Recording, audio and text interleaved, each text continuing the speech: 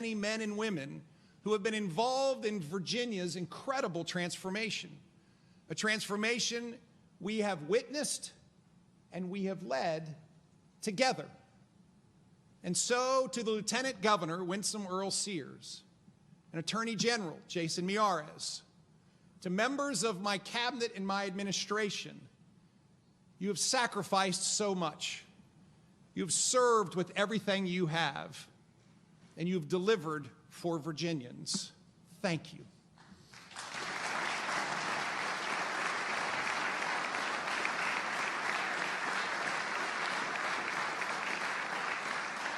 To our General Assembly partners, most times I've agreed with many of you.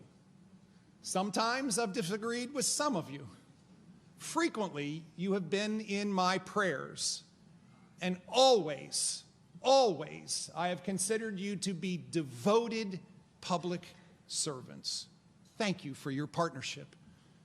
The absolute best part of this season of service has been traveling every step of the way with the love of my life. She has brought grace and joy to the lives of so many Virginians. Thank you to our most extraordinary First Lady, Suzanne Youngkin.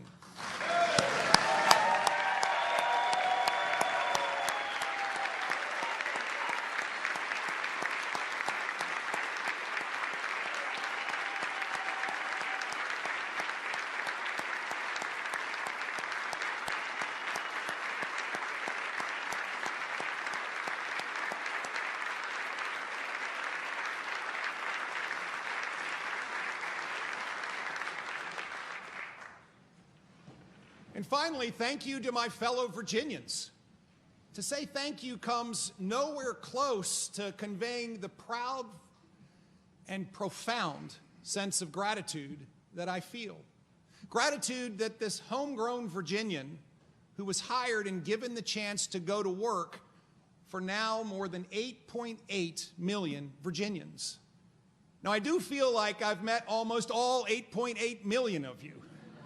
From Loudoun County to Danville, from the Eastern Shore to Lee County, and everywhere in between. I've met incredible Virginians, like the small business owner who courageously started his first shop and then expanded to 2 and then to 3. Virginians like our teachers who are exciting our students about learning and helping them discover their passion in life. Like the nurse who is empowering a fellow Virginian to leave behind a life of addiction and start leading a life of hope. Like the farmer who, rain or shine, makes sure the animals get fed and the fields get plowed. Like the shipbuilders who arrive at the dock when it is dark each morning and who are building the most powerful navy in the world.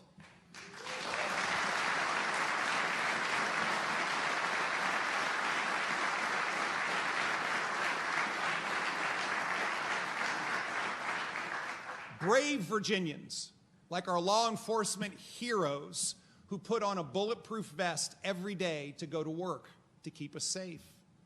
Our amazing men and women who wear the cloth and serve our country, from the 150,000 active duty service members to the reservists, to the great Virginia National Guard who has served Virginia since 1607.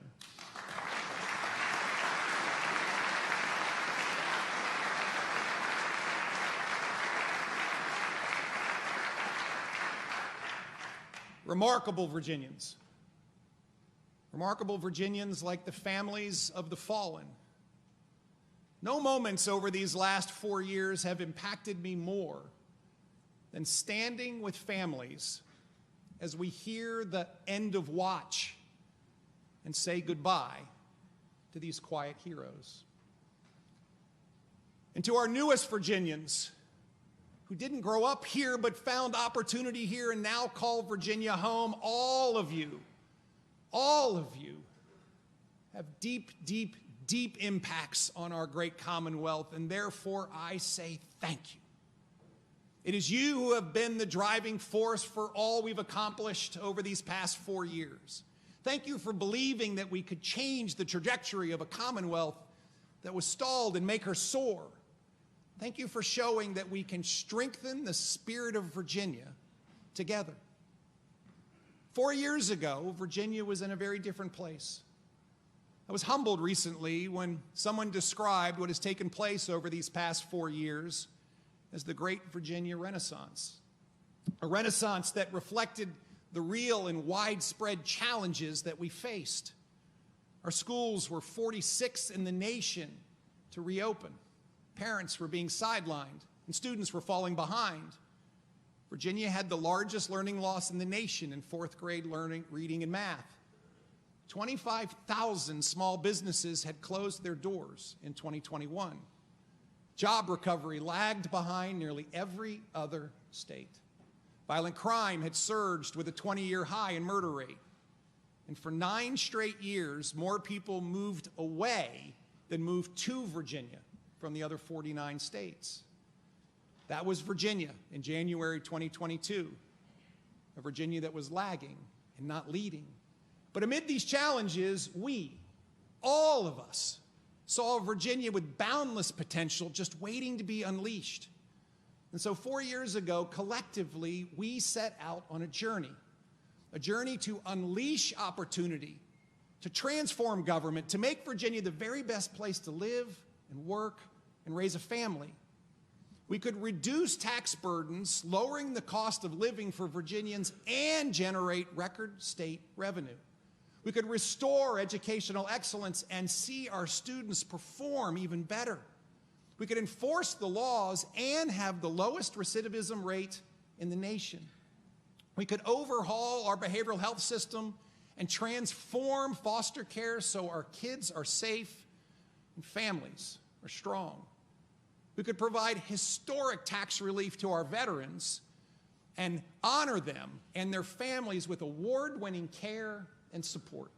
We could lead the nation in connecting Virginians to high-speed broadband and invest record amounts in our roads and our bridges and our tunnels.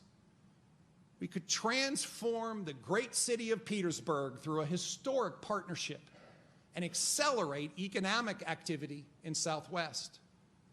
We could deliver hundreds of millions of dollars of procurement savings and serve all Virginians with best-in-class constituent services. We could protect free speech and keep our campuses safe. We said we would measure outcomes not in terms of activity, but by actual results. And we also said there are some things about which there can be no debate, that we must grow, and we could grow like never before, that we want Virginia to be a winning state with more jobs, more opportunity, more people, not a losing state, shedding businesses and people, that we must make Virginia the place where companies want to build their future, businesses like Lego and Eli Lilly, like AstraZeneca and Hitachi, and not impose anti-business policies that chase jobs and opportunity away. We committed that we would stop doing what doesn't work and start doing more of what does work. And what we know works is common sense. And by putting common sense into action, we've achieved the kind of transformation very few people thought was possible. This transformation started with business investment and jobs and declaring on day one that Virginia is open for business. Over and over again, I heard the same refrain from Virginians: we want jobs, good paying jobs. But Virginia needed to start competing, and Virginia needed to start winning. We worked together to build an economic development machine, a machine that is unleashing opportunity like never before. Virginia is now a leader in life sciences, a leader in advanced manufacturing, a leader powering some of the most critical industries and supply chains. Where made in America once again means made in Virginia. Where day after day,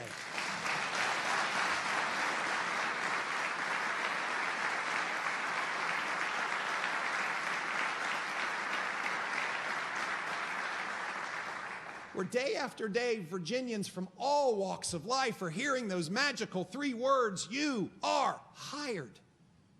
On day one, we went to work to build that dynamic economy. We streamlined regulations by 35%. saving Virginians $1.4 billion every year by cutting the cost of bureaucracy, including by reducing the average cost to build a home by $24,000. We invested a record amount in business-ready sites and drove Virginia government to move at the speed of business. We transformed workforce development, consolidating vast numbers of disparate programs into one new agency, Virginia Works, and created the nation's leading customized talent development program, the Virginia Talent Accelerator. We restructured the Virginia Economic Development Partnership, and most importantly, we competed. We competed to win, and win we have. We've won record business investment, over $157 billion, more than the last 6 administrations combined.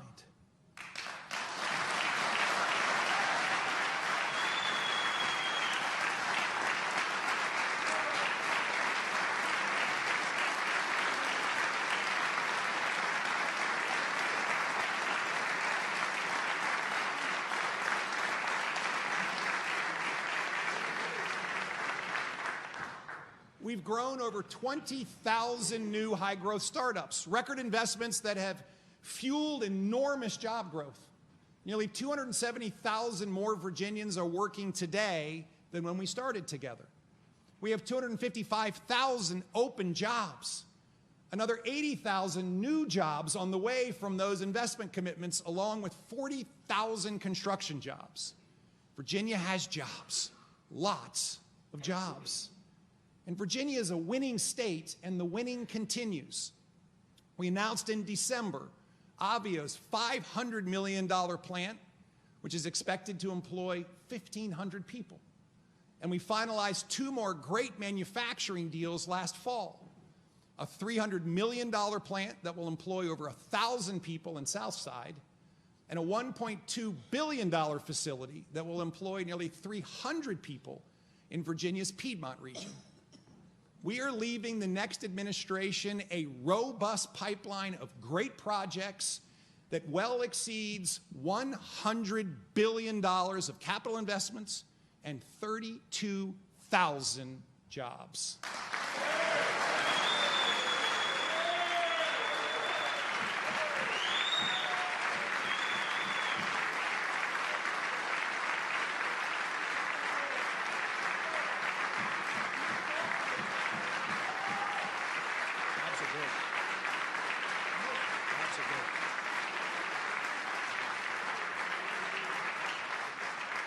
Virginia has been on a tear because we have protected right to work.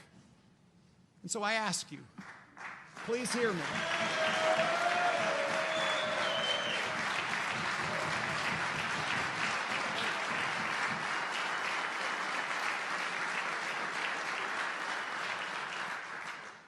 Please hear me. Change right to work and jobs will disappear. People will leave and they will take their tax dollars with them. Keeping Virginia soaring means keeping right to work right where it is. No amendments, no reforms, and no changes.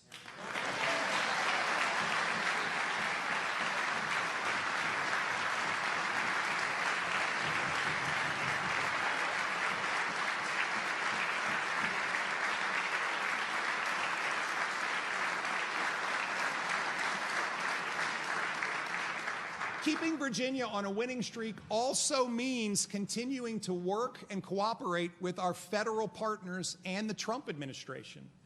Constructively working with the administration works for Virginians. When a governor picks up the phone and calls a cabinet secretary to work through issues, it's good for Virginia. Issues like turning on $2.5 billion of paused grants, attracting the Department of Housing and Urban Development headquarters with more than 2,700 jobs to Virginia, recruiting Fortune 50 businesses with billions of investment and thousands of jobs, and delivering hurricane relief faster than any other state. That is what is best for Virginia. The record jobs and investments we've attracted have driven record revenues. $10 billion in surplus revenue, 8% compounded revenue growth for 4 straight years, 60% faster than the previous decade.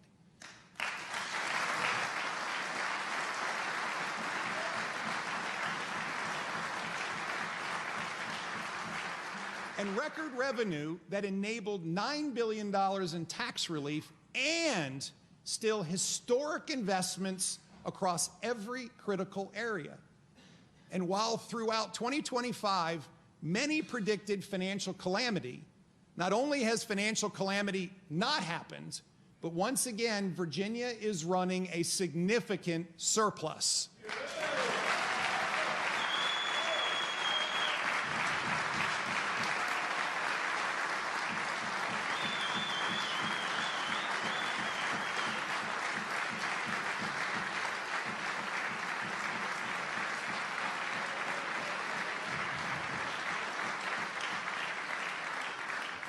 Yesterday, we announced December revenue results, a 20% increase over last December, and year-to-date growth of $1.2 billion after just 6 months. Revenues are growing at 8.6% again. No COVID money, no one-time gifts, just historic revenue growth driven by historic business growth, job growth, and strong consumer spending. My budget that I introduced included a reforecast adding $1.2 billion in resources to fiscal year 2026 alone. December just added another $395 million to that number. Virginia has record resources. I included $700 million more tax relief in my proposed budget and huge investment increases in Medicaid, education, law enforcement, capital spending. And yet, bills raising nearly every tax known to man have been introduced. One thing we have clearly demonstrated is that lowering tax burdens brings people, it brings businesses, and it brings jobs. Increasing taxes drives them away. Just look at California and Illinois and New York and Maryland. Indeed, in 2023, for the first time in 10 years, more people moved to Virginia than moved away to the other 49 states. Common sense works.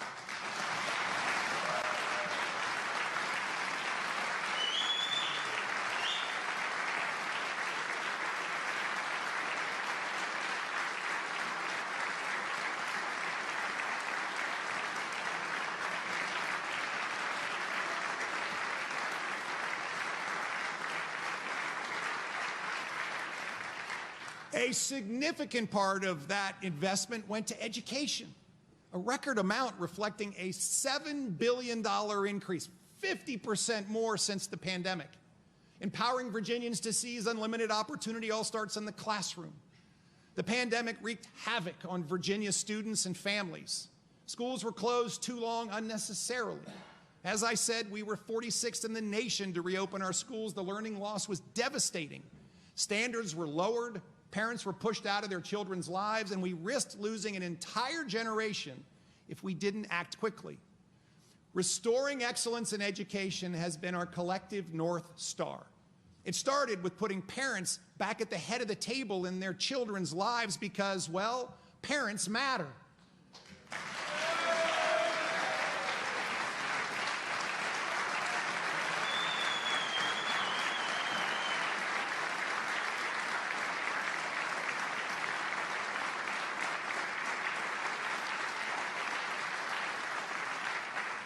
We, all of us, passed historic bipartisan legislation that allowed parents to choose if their child wore a mask and to allow parents to remove sexually explicit materials from their child's curriculum. We're exciting students again by gaining the real-world skills that they need to succeed after they graduate. We've launched 15 new lab schools with space for 5,000 students, and we already have a long waiting list. Innovative lab schools from the maritime trades outside of the shipyards in Hampton Roads, to space and aviation at Wallops Island, to data science and coding in the Shenandoah Valley and in Richmond, healthcare in Southwest, and teachers in the rural Piedmont region. And with our huge focus on career and technical education, 4 out of 5 Virginia high school students now graduate with a credential or a certificate.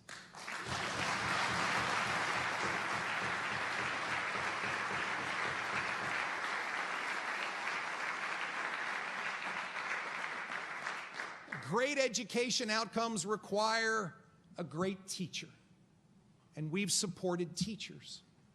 Teacher compensation is up nearly 20%. Teacher vacancies are down 36%.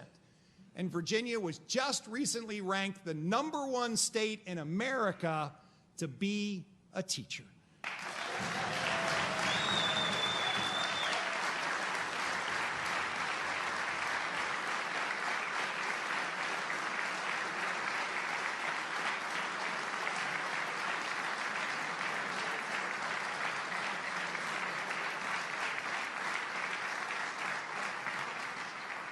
We also embrace transparency and accountability and raise standards to drive better student outcomes. Gone are the days of Virginia having the lowest proficiency baseline in the country, cheating our students by shuffling them along, or worse, lying about whether they could read or do math at grade level. We made our standardized tests harder, and the students did better, including a 20% surge in math proficiency. Of course, students can't learn if they aren't in school in the first place. We locked arms together with the All in Virginia plan. And I'd like to thank Senators Locke and Lucas for your partnership. And now Virginia leads the nation in reducing chronic absenteeism and getting students back in the classroom.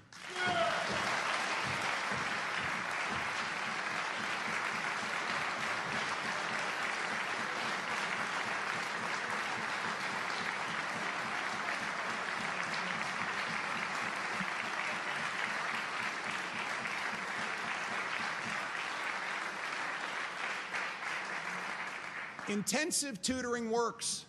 We've led all our peer states in math learning loss recovery. And the nationally leading Virginia Literacy Act is transforming the way students learn to read.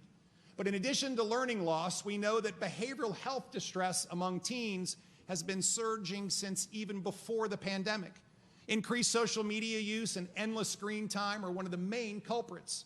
These devices and apps are profiting off our kids and stealing their childhood. But we collectively acted. We collectively acted to reclaim childhood and create a healthier and happier Virginia. Bell-to-bell cell phone-free education is now the law of the land across the Commonwealth of Virginia.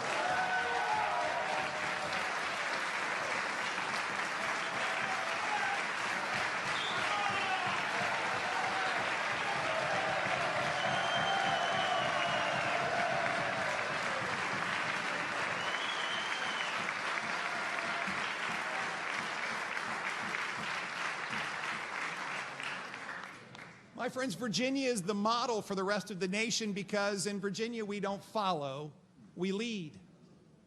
Academic performance is up. Mental health and discipline challenges are down. After-school cafeterias are humming loud with noise because students are talking to each other again.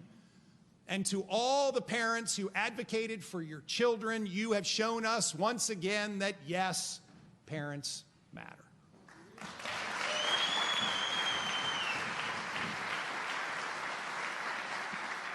To make Virginia the very best place to live and work and raise a family, Virginia has to be safe. From day one of my administration, we have backed the Blues, supporting, encouraging, and celebrating these heroic men and women. We have collectively provided record funding. We've invested in equipment and training, increased salaries. I urge you to keep investing, to keep supporting, and to keep backing the Blue. We've taken on gangs, drugs, and human trafficking. Our statewide efforts include gang task forces, extensive collaboration and cooperation with other states, and with federal partners. We've seized enough fentanyl that otherwise could have killed every Virginian 10 times over. We've arrested violent gang members, including the #3 leader of MS-13. We've brought down the most violent crimes, especially in the most violent cities, as part of Operation Ceasefire and Operation Bold Blue Line. And thanks to our dedicated law enforcement professionals, we've seen a 30% decline in murders.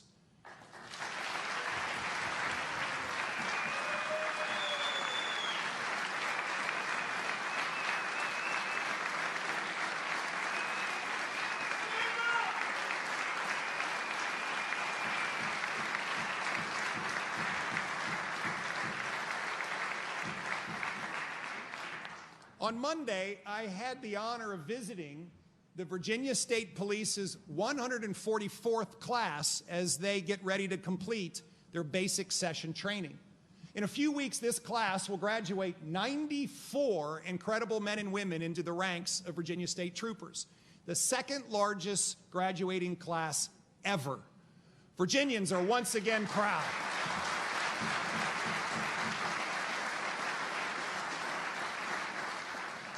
They're proud and excited to enter this most noble profession. Thank you to our heroes who keep us safe.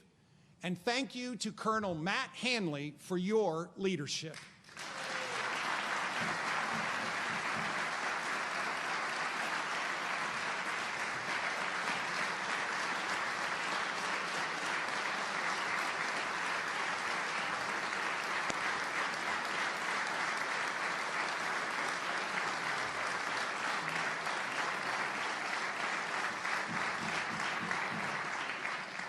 We've tackled the scourge of drug addiction head on. Our fight against fentanyl has been extraordinary. When we started this journey, fentanyl was claiming the lives of more than 5 Virginians a day. Suzanne and I have met, we have prayed, and we have cried with families who have buried a child, buried a spouse, a sister, a brother, a parent because of this evil. And so we came together and launched a comprehensive fight against fentanyl, a fight where we've taken it to the front line by enhancing penalties and creating tougher new laws. Now drug dealers are on notice. If you push this poison and kill someone in the process, you will be held accountable and you will be charged with felony manslaughter.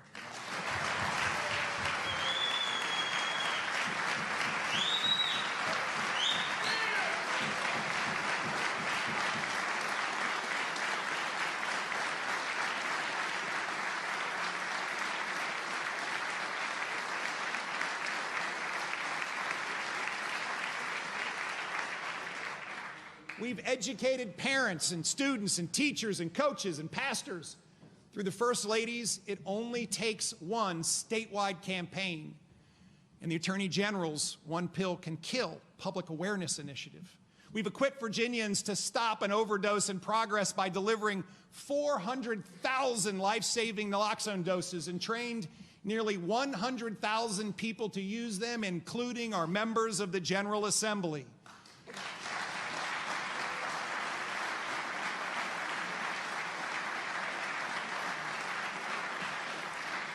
We locked arms with community partners, including our It's Only Take One college ambassadors and heroic fentanyl family ambassadors whose courage inspires us all every single day. Thanks to our comprehensive efforts, Virginia now leads the nation in reducing fatal fentanyl overdoses by 59%.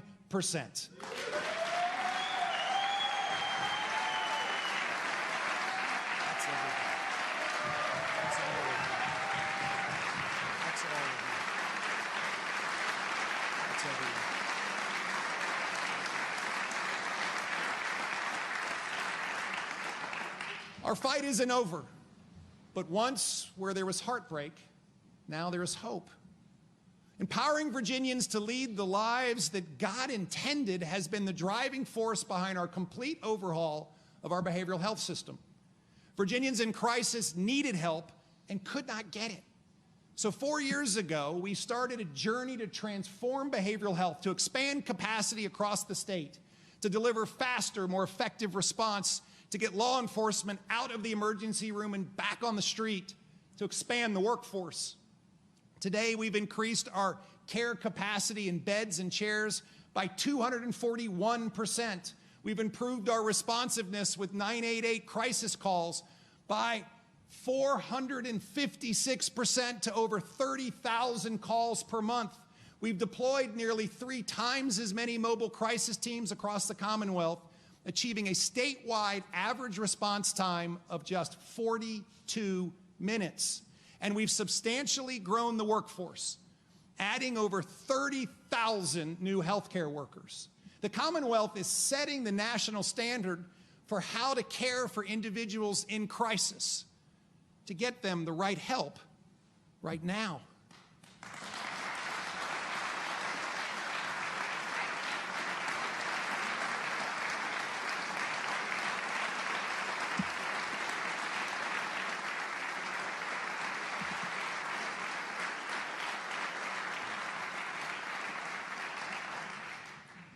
When Virginians need help, Virginians show up. There has been no better example of neighbor helping neighbor than when Hurricane Helene tore through Southwest Virginia. In the face of devastating loss, the true character of our Commonwealth shone through. Heroic rescues by law enforcement, first responders, and our Virginia National Guard. Volunteers and donations rebuilt or repaired over 110 homes and assisted over 4,000 households. Collaboration with state, local, and federal resources has led to rebuilding Route 58 faster, delivering farm recovery grants before any other state, accelerating the restructuring of the Creeper Trail at lightning pace so this huge economic contributor can be reopened by November of this year.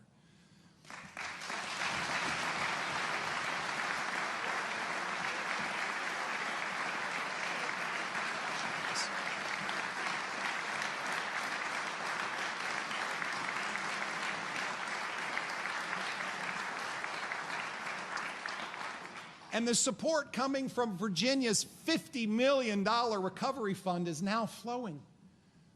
I visited Southwest Virginia 30 times in the 15 months following Helene. And I can tell you that today, Southwest Virginia has their collective foot on the accelerator.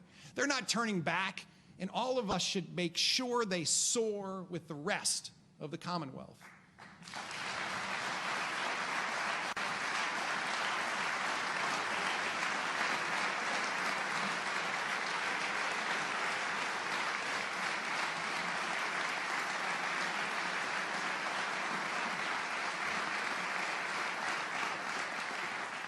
Every corner of the Commonwealth is benefiting from tremendous job growth and business investment.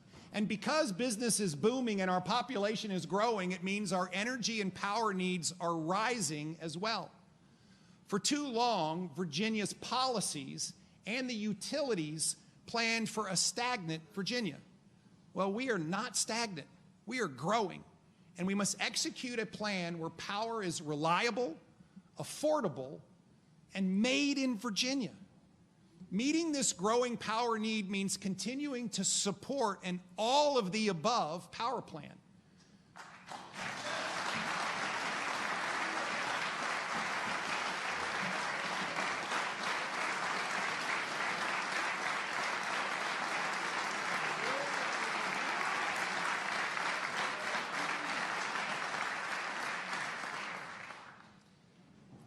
What it definitely doesn't mean is rejoining Reggie.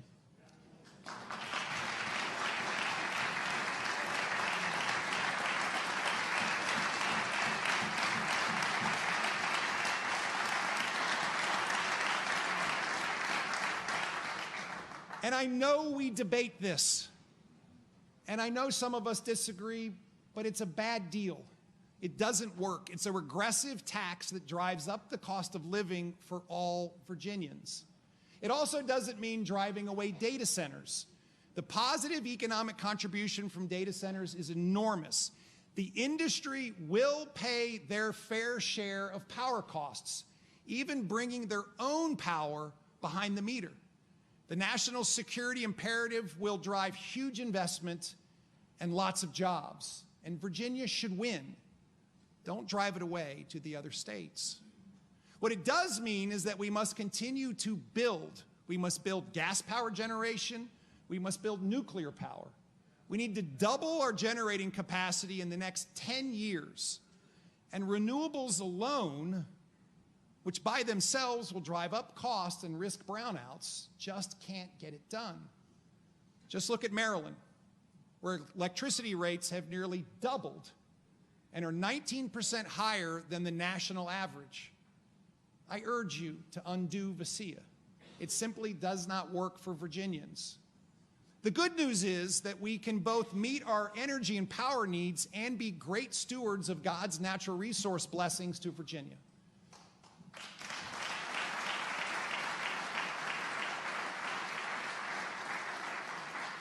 With the huge efforts we have made to support our Chesapeake Bay 2025 goals, including record funding for agricultural best management practices, I am proud to report that the Chesapeake Bay is healthier than it has been in decades.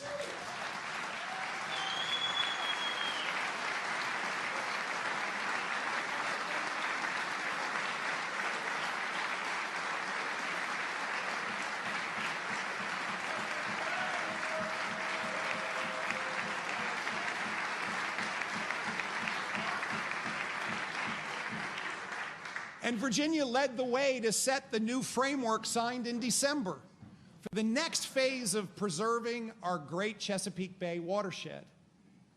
Virginia's transformation has been broad, from healthy rivers and streams to healthy moms and healthy babies.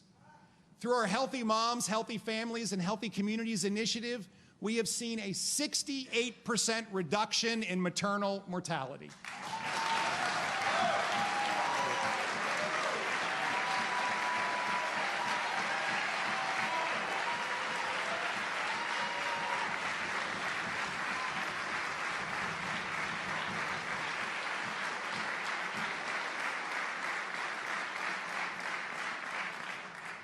Building blocks for Virginia families delivered the best public-private parent choice model for early education and childcare in America, not only maintaining full access for 74,000 children after the Biden administration cut funding, but also, with my recent budget introduction, providing 6,000 more slots. 6,000 more slots in our quality model that is leading the nation. We've shown it is possible to make government work for Virginians. The Virginia Employment Commission has cleared all its backlog of more than 700,000 work items coming out of COVID, and we've cleared 1.7 million in total. Among our peer states, we now make benefit decisions faster than anyone, and we rank top third at getting out the first payment to unemployed Virginians. We've cut waiting times at DMV from nearly 40 minutes to, in October, the shortest average wait in history, 5.9 minutes.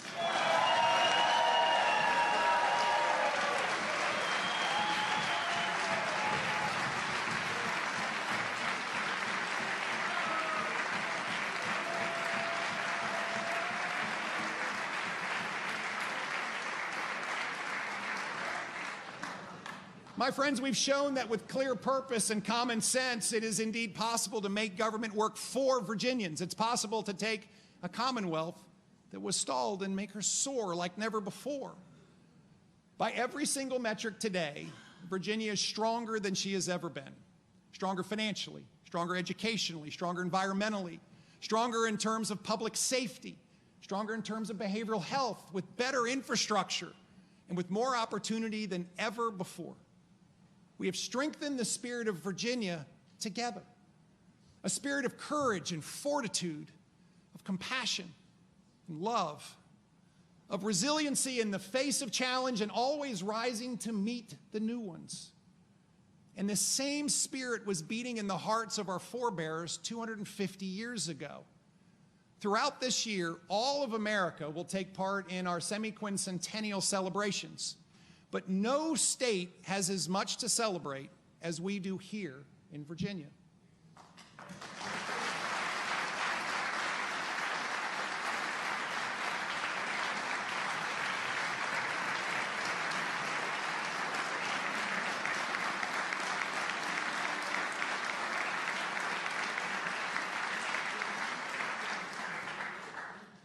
250 years ago, it was Virginians who led the way to America's founding. Washington, Jefferson, Madison, Monroe, Patrick Henry. And Mr. Henry, I will miss working in your building every day. And so many others along the way. America was made in Virginia.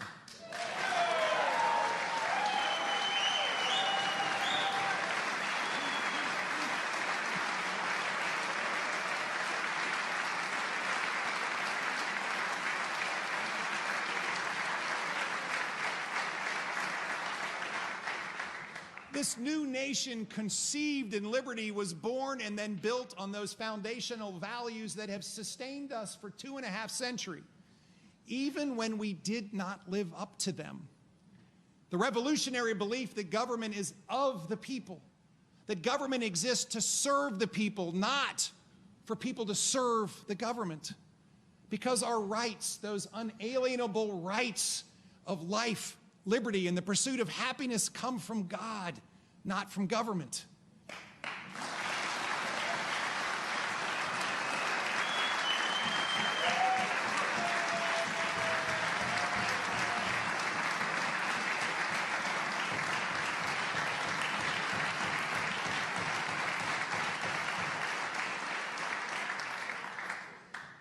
The foundational pillars and values that must always define America were born right here in Virginia. Pillars and values that have made America a beacon of hope to the world for 250 years.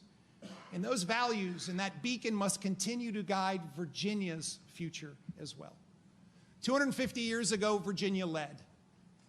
And I will humbly submit that over these past 4 years, Virginia has led in so many ways that may have stunned others, but should surprise none of us. And so as we prepare to write the next 250-year chapter of our nation's history, Virginia should and Virginia must continue to lead. It has been the honor of a lifetime for Suzanne and me to serve in this season alongside all of you. So from the bottom of our incredibly grateful hearts, thank you, Virginia. May God bless all of you. May He bless the great Commonwealth of Virginia. And may He always bless the United States of America. Thank you.